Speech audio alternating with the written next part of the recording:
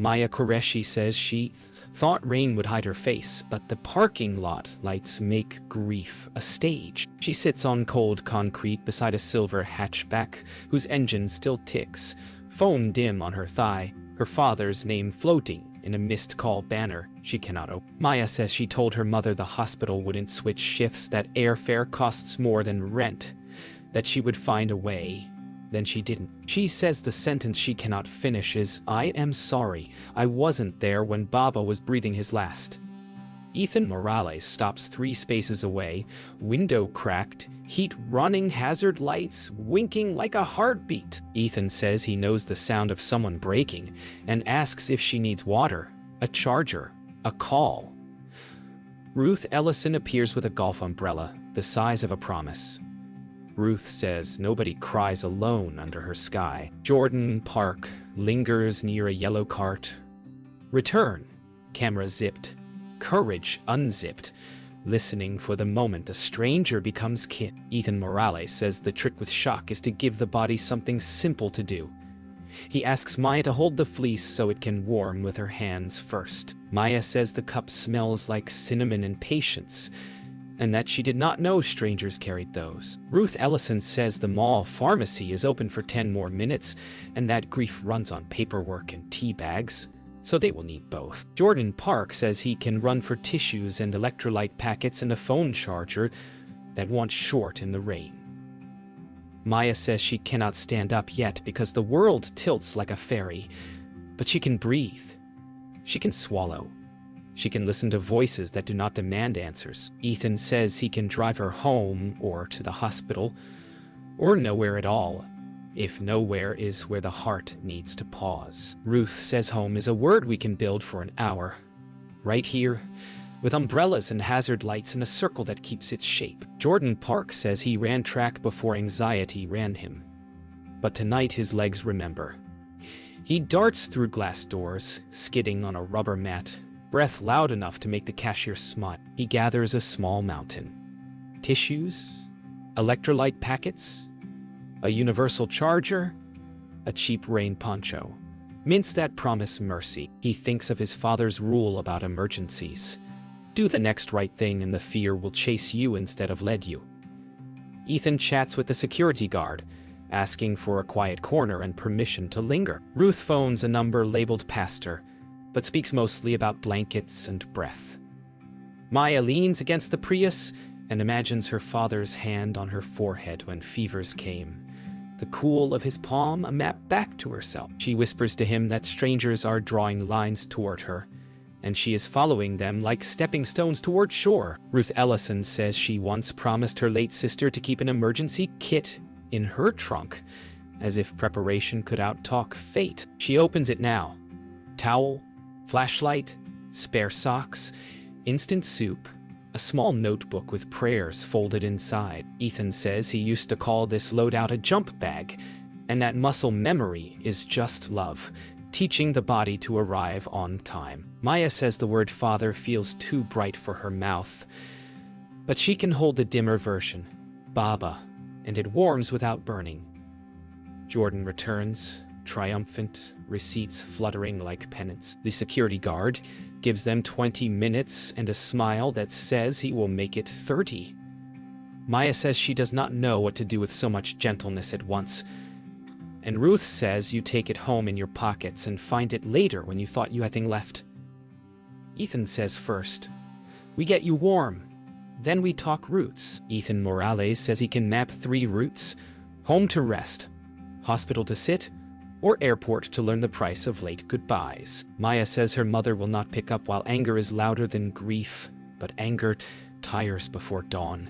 And maybe so will she. Ruth Ellison says a motel across the highway is safe and cheap if a pause is needed, and she has points she never uses. Jordan Park says he can call his roommate to borrow a space heater, and that he will not take no for an answer unless it truly is no. Maya says she wants to see the hospital lights because they look like stars, insisting someone is still fighting. Ethan says then we go there first. No hurry, blankets and thermos, and a playlist that holds more piano than percussion.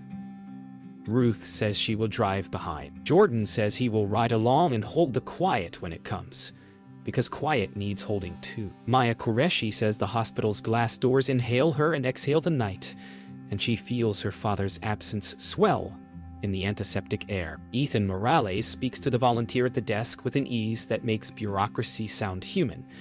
Then he returns and says a quiet corner is open near the chapel. Ruth Ellison says she will sign visitor slips and fetch fresh water, because grief is thirsty, and rules can bend for kindness if you ask gently. Jordan Park says corridors always remind him of train stations, where everyone is going somewhere urgent, and he offers his hoodie as a pillow and his silence as a blanket. Maya says she wants to sit where the light is soft and where no monitors beep at her, because she already hears one inside. Ethan says he used to wheel stretchers down these halls and that the hardest part was never the blood, it was the waiting.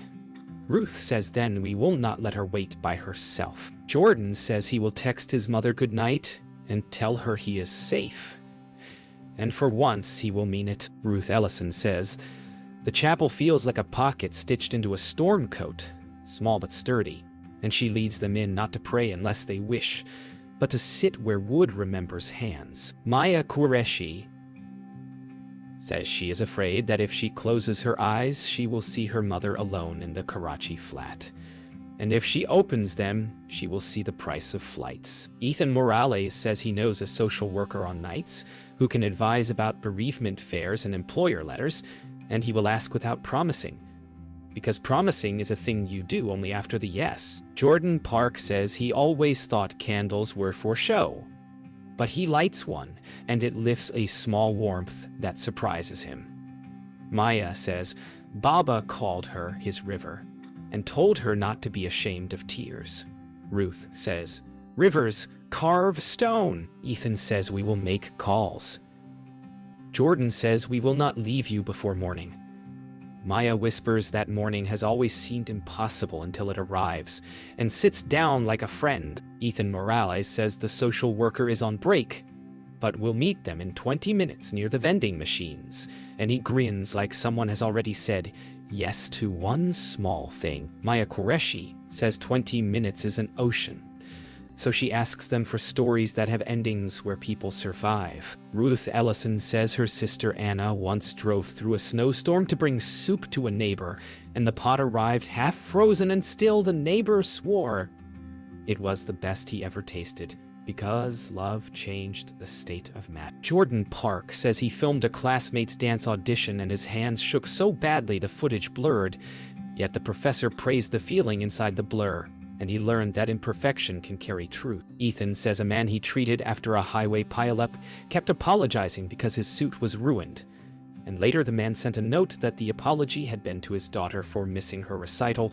and that he had made the next one. Maya says these are the stories she needed. The social worker named Patrice Duval says bereavement fairs exist and proof is paperwork, which she will help assemble if Maya consents. Maya Qureshi says yes, and her voice steadies as she speaks her father's full name, Hassan Qureshi, as if setting a cornerstone. Ethan Morales says he will draft an email to Maya's nursing supervisor requesting compassionate leave, and he will keep the tone firm yet respectful, because he has learned that dignity persuades better than anger. Ruth Ellison says she will call the motel and secure a room for a few hours of sleep before dawn, paying with points that have been waiting for a worthy purpose. Jordan Park says he can pull up flight alerts and translate time zones with an app his uncle built.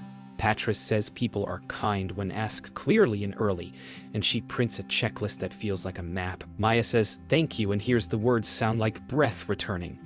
Ethan says the next right thing keeps making room for the one after. Jordan Park says he keeps thinking of the moment he did not lift his camera, and how it felt like choosing to be seen rather than to see. Maya Qureshi says she keeps thinking of the word river, and how rivers accept every tributary, even the ones that rush in muddy. Ethan Morales says he keeps thinking of the patient who missed the recital, and how the next right thing sometimes arrives late yet still arrives. Ruth Ellison says she keeps thinking of her sister's soup, and how it tasted like thaw. Patrice Duval returns with a printout of airline numbers, and a note for the supervisor signed and stamped, and she says she will walk them to the exit because exits can be confusing at this hour. Maya says her chest feels less like a fist and more like a hand unclenching.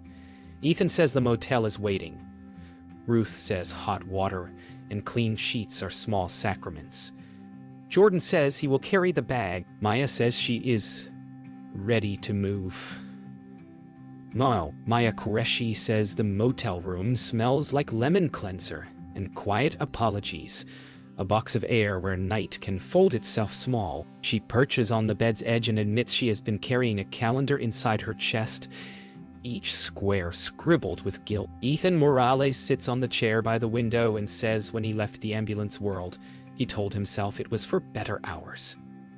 But the truth was a call he could not fix kept ringing, even after the phone stopped. Ruth Ellison places the thermos on the dresser and says her sisters last winter taught her that grief can braid with gratitude without choking either one. Jordan Park leans against the wall and says he once filmed a grandmother learning FaceTime so she could meet her granddaughter, and watching her laugh at her own face made him want to keep people whole with images.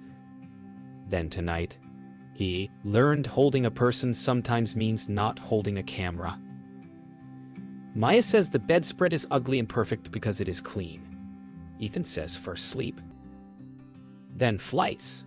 Ruth says first tea, then sleep. Jordan says first breath, then anything. Ethan Morales says there was a boy on a cul-de-sac with fireworks that misfired, and the sirens arrived late because another emergency ate the street before theirs. He says the boy lived, then didn't, then lived again long enough for his mother to hear the word stable, and after the second crash, the mother looked at Ethan like he was gravity's cousin and asked if she should hope. He answered, yes, because anything else would have broken her, and months later he kept seeing that yes on her face at a grocery store when she recognized him and didn't know where to set her eyes. Ruth Ellison listens without flinching and says, sometimes mercy arrives wearing the wrong verdict, and we learn to forgive the uniforms that bore it. Jordan Park says when he hears sirens, he counts to 60 and imagines someone's name being stitched back into their body,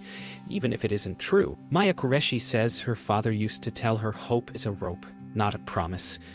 You can climb it even if you don't see the ledge yet. Ethan says he left because the rope burned his hands and because he forgot to wear gloves made of friends. Ruth Ellison says when Anna was dying, the hospice nurse kept humming old hymns in a voice so small it never asked attention, and always received it. She says Anna collected ceramic birds, and once told Ruth that forgiveness is not releasing the person who hurt you, so much as releasing your throat from their hands. She admits she used to police kindness, giving only to those who would use it well, like coupons with conditions, until Anna's last week, when a rough kid from the neighborhood left a packet of sunflower seeds on the porch with a scribbled note that said for your sky. Ruth kept the seeds and learned that generosity is a bad accountant and a good healer. Jordan Park asks if she planted them. Ruth smiles and says all along the church fence, now the birds have a reason to visit. Maya Qureshi says her mother loves sunflowers. Ethan Morales says then we should buy a packet for the flight and a second for the return. Ruth says she will bring a handful from Maya's mother's balcony and watch Karachi bloom in a Newark window. Jordan Park says sometimes his heart accelerates like a fire alarm without flames, and the only cure is proof that the room is not burning. The elevator shivers on their way back up, and he presses himself flat to the wall, the way a kid hides from an imaginary train. Maya Qureshi sees it and says panic is not a lie. It is a friend shouting too loudly. She guides him to match breath with hers. 4 counts in, 6 out, her hand hovering near his forearm so he can choose contact. Ethan Morales watches the numbers climb and says he used to trick his own pulse by reciting baseball rosters, not because he cared about the stats, but because the names were ladders. Ruth Ellison hums a hymn without words, the same steadiness that once wrapped a hospice bed in peace. Jordan nods, ashamed, easing into air. He says he left his camera downstairs on purpose to prove he could, and now he is frightened he'll need it again to feel useful. Maya says usefulness is overrated. Presence is the miracle. Ethan says the elevator will open soon, and when it does, there will be carpet and a hallway and a door that unlocks for us. Maya Qureshi says the morning has a gentleness she didn't authorize, and she is learning to trust it anyway. She dials her mother and lets it ring long enough to imagine Karachi's light pushing into the kitchen where the yellow mug waits. Shazia Qureshi answers with silence that sounds like wind across a flat roof. Maya says she is coming and the money will be tight and the shifts will be messy, but she is coming because Baba loved both of them in present tense. Shazia says the apartment is loud with neighbors and empty with him, and she asked the imam to speak the words slowly so her heart could keep up. Ethan Morales mouths, "Take your time." Ruth Ellison holds the sunflower packet between her palms like a prayer wheel. Jordan Park stands by the window and watches a bus pull into the diner lot, counting faces like blessings he'll never meet. Shazia says she was angry because Grief found no chair and stood shouting. She asks if Maya can forgive her for shouting too. Maya says she already did. They both cry small, private rain. Ethan says the flights can be arranged today. Ruth says she has points for a connecting room in Newark if needed. Jordan says he will drive them to the airport, and then he will go home and tell his mother he stayed. Maya looks at her friends and says, "The rope is holding." Maya Qureshi says the road tastes like rain and diner coffee, a thin courage that keeps refilling itself. She settles in the Prius with the blanket tucked, and she tells Ethan that her mother's voice sounded steadier than last night, which feels like a rope tied to the car's frame. Ethan Morales says he plotted a route that avoids downtown, and the map claims 2 hours, which means 3, if the world remembers it, is Friday. He starts a playlist that chooses piano like a steady metronome for breath. Ruth Ellison says she will follow in the minivan with hazard triangles and a toolbox that occasionally saves marriages and fan-outs. Jordan Park rides behind Maya and says he will monitor flight alerts and snack morale, producing pretzels and a single apple like a magician with modest powers. Maya says the sky is the color of bruised lavender, turning to milk. Ethan says the tires are good and so are they. Ruth says convoy. Rules are simple. Do not disappear. Jordan says copy that, and buckles hope to his seat. Ethan Morales says brake lights ahead are a red sea, and he feathers the pedal until the car rests. He scans the shoulder, and his old training wakes without asking permission. Maya Qureshi says she can help if help is needed, her hands already remembering triage questions that fit in a breath. Jordan Park says the alert just popped about a minor collision near mile marker 34, and that detours will cost an hour, but sitting still while someone else hurts feels wrong. Ruth Ellison comes on the hands-free and says she has a first aid kit if they wave her up. Ethan says they will check on the cars ahead, and they will not play heroes.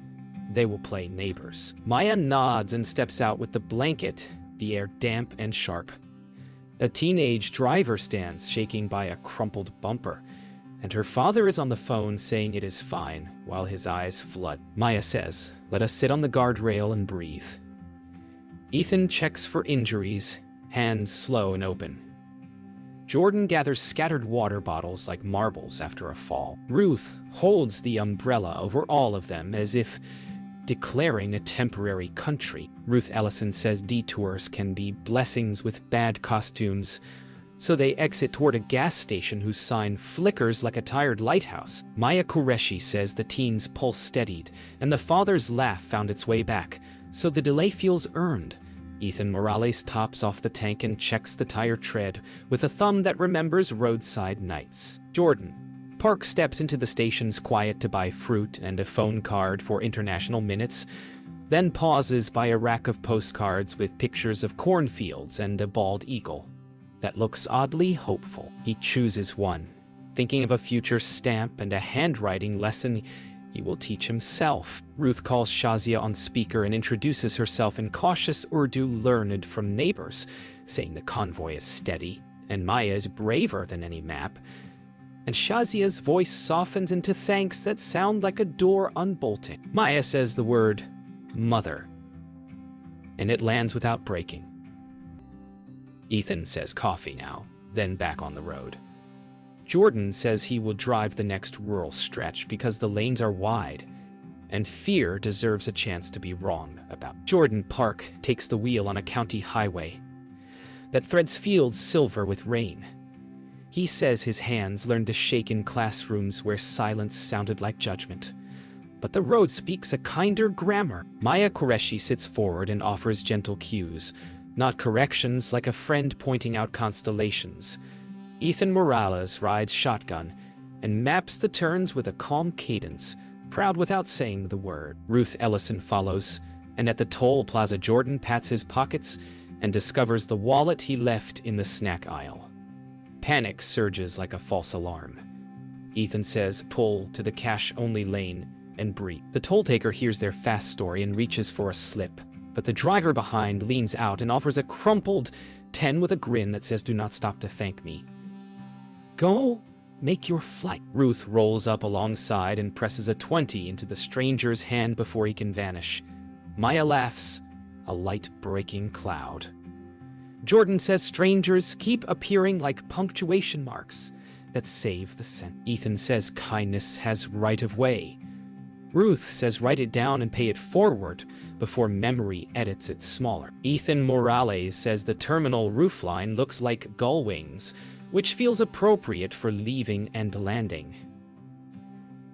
They pull to departures where carts squeal and families form brief cities around luggage. Maya Qureshi stands with the blanket folded into her bag and the sunflower seeds tucked in a pocket near her pulse. She thanks them in a voice that has gained weight and steadiness in a single morning. Ruth Ellison says she booked a Newark motel near the shuttle and will meet Maya on the far side of security to hand off a thermos that somehow never runs out. Jordan Park says he wrote Shazia's address on the postcard and will mail it after the drop-off so a bird can arrive in Karachi a week after Maya does. Ethan says he will walk her to the airline counter and wait until the confirmation prints, because the word ticket tastes like proof. Maya hugs each of them without hurrying, then turns to the sliding doors that inhale and exhale the world. She says the rope holds. Ethan says it holds because we hold it together. They enter the bright noise, and the journey turns into yes. Maya Qureshi says the airline counter is a narrow theater where grief auditions for mercy, and she rehearses calm while her throat wants to splinter. The agent scans, frowns, and says bereavement fares require verified documents that Maya's email holds, but the system refuses to open. Ethan Morales says patience is also a form of speed and asks if a supervisor might try a manual override, while he forwards Patricia's stamped letter again. Ruth Ellison says she will stake out the nearby seats like a small village, and offers tea that still remembers its steam. Jordan Park says he will find a printer and returns with a kiosk code that turns the email into paper, which turns the paper into proof the gatekeeper can hold. The agent softens and says seats remain on a flight leaving before noon, but the connection is tight and security can take an hour. Maya says tight is still yes. Ethan says he will walk the envelope to customer service if required. Ruth says she will watch the bags with the ferocity of a mother cat. Jordan says he will keep printing until the word enough shows up. Ruth Ellison says the security line looks like a river taught to move in rectangles, and she walks with Maya until the ropes insist she stop. She presses the sunflower packet into Maya's palm and says plant 2 when you arrive. 1 for the father who taught you rivers, 1 for the flight that learned your name. Maya Qureshi says she does not know how to carry gratitude so large inside a body so small, then laughs because she has discovered it expands the body rather than crushing it. Ethan Morales says he will wait by the glass wall where arrivals and departures share the same oxygen, and he will watch until she clears the scanner and turns back with her hand raised. Jordan Park says he will mail the postcard during boarding so time can braid their roots. The line advances. Shoes come off. Trays rattle like cymbals trying to stay polite. Maya hugs them quickly and strongly, and Ruth murmurs that quickness can still be full. Ethan says, text the moment the gate number appears. Jordan says he believes in her the same way he believes in morning. Maya says the rope is not frayed. Ethan Morales says the text arrives like a green light. Boarding pass confirmed. Gate B12.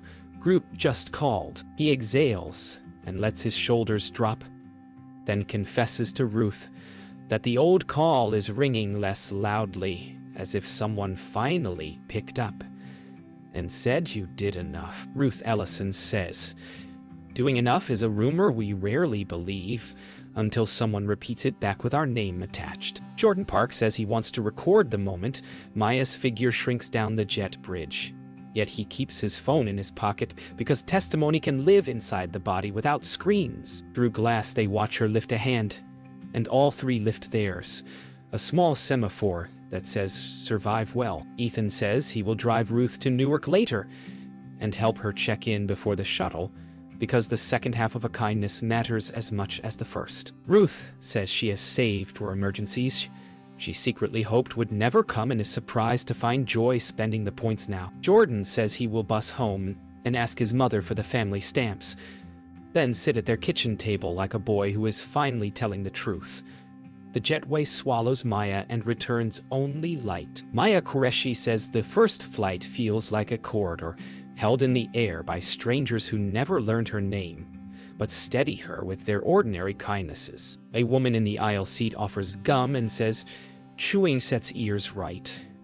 A toddler across the row sleeps with one sock off like a flag of surrender. The plane climbs, and the city drops its grid and becomes a memory palace of lights. Maya takes out the sunflower seeds and decides 2 will ride in the pocket of her passport, and 1 will rest in the nausea bag because humor refuses to be left behind. She texts Shazia that she is airborne and the typing dots appear. Then a message arrives that simply says your father loved sunlight after rain. And today, the balcony is bright. A tear falls, and she lets it, because rivers carve stone. The attendant passes, and Maya asks for hot water to cradle the thermos Ruth pressed on her. She sips and tastes cinnamon in patience and an oath to carry forward. She closes her eyes and sees a road unwinding across water toward a door that will open. Ruth Ellison says Newark's motel carpet is ugly as a bruise and just as honest.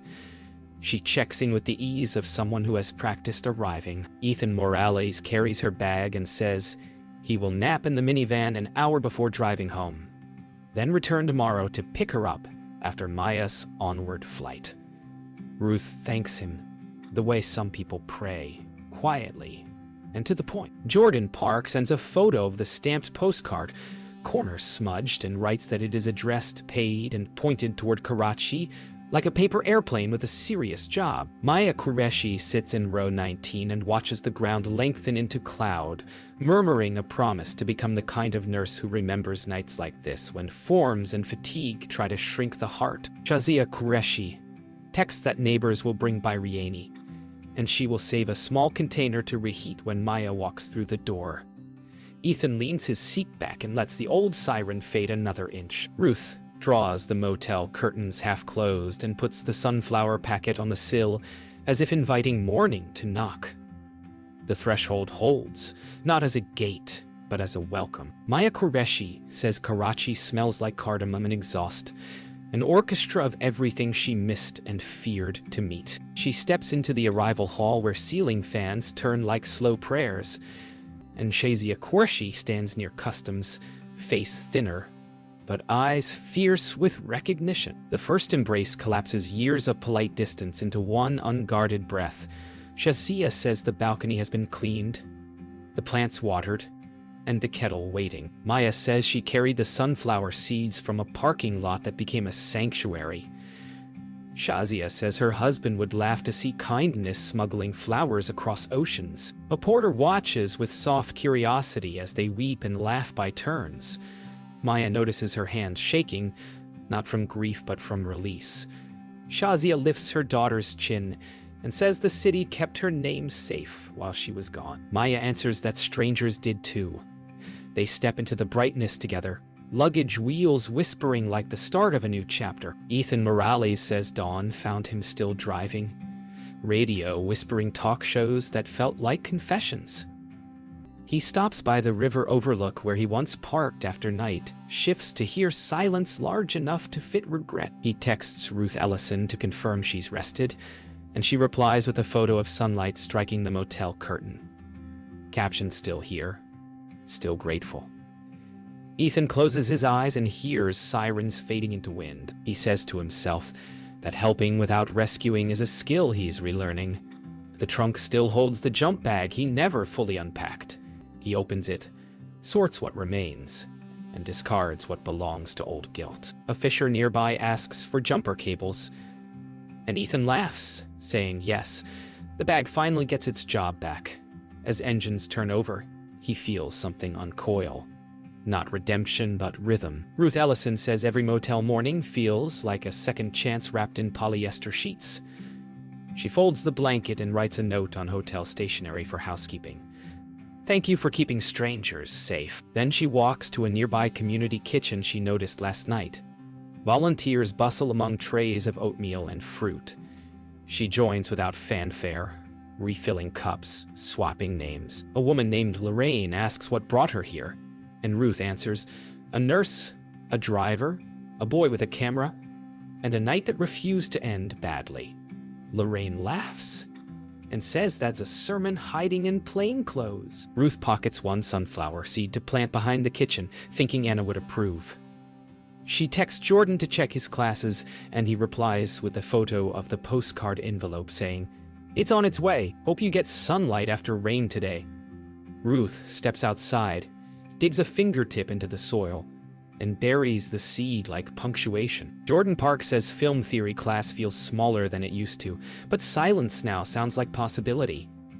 He edits footage of strangers walking city streets, none of them crying, all of them radiant in their ordinariness. His professor comments that empathy leaks through the frame like light, and Jordan smiles because he knows its source. At lunch, he meets his mother, who asks if he finally slept that night. He stayed with friends. He says yes. And more than that, she asks if he filmed it, and he says no. That was the point. Later, he rides the bus home, window streaked with October drizzle, and drafts an essay titled, "The Camera That Stayed Still." He ends it. Kindness is the opposite of spectacle. It doesn't need proof, only witnesses. The city blurs. But for the first time, his hands don't shake. Maya Qureshi says evening settles on Karachi like an answered prayer. The call to prayer echoes between balconies. She and Shazia sit cross-legged on the floor, sharing biryani and old photographs. One picture shows Hassan Qureshi younger, laughing beside a sunflower taller than him. Shazia says he planted that after a monsoon took the roof tin. Said sunlight will fix what storms cannot. Maya presses Ruth's packet into her mother's hands, saying it belongs here now. They step onto the balcony, night air salted by sea distance, and bury the seeds in a chipped clay pot. Shazia whispers the opening verse of Mercy. Maya hums the wordless tune Ruth once used to steady Jordan. Inside, her phone buzzes, messages from Ethan, Ruth, and Jordan, each a line of gratitude, each signed with a photo of Dawn. Maya types back, seeds planted, rope intact, light received. Shazia laughs softly and says, then your father can rest easy. Maya lifts her face to the stars. 5 years pass like a careful breath. Maya Qureshi, now 29, stands outside the new oncology ward she helped design, sunlight touching her hospital ID. She tells her interns that hospitals are not factories for fear, they are crossroads for grace. Inside her locker, between manuals and stethoscopes, she keeps a faded boarding pass and 3 sunflower seeds in a glass vial. The hospital's first patient that morning is a teenage driver, trembling after an accident. Maya steadies her shoulder and hears her own past in the rhythm of those breaths. Ethan Morales arrives in an ambulance uniform, volunteering again after years of detour. And their eyes meet, both recognizing the rope's other end. He says, still holding? She answers, always. He grins, And for the first time since that night, she doesn't see fatigue behind his smile, only purpose. Ruth Ellison, 63, walks through a city garden framed by murals, painted by recovering patients. She's wearing a volunteer badge and carries pruning shears like rosary beads. Around her, rows of sunflowers blaze in early light, descendants of that first packet. The local news wants to feature her for community resilience, but she laughs, saying she only watered what strangers handed her. A child with a shaved head runs between stalks, yelling that the flowers are taller than hope. Ruth kneels and says, "They're the same height if you look from the right place." In her pocket, she carries a postcard Jordan once mailed, edges worn. She whispers, "They all grew, didn't they, Anna?"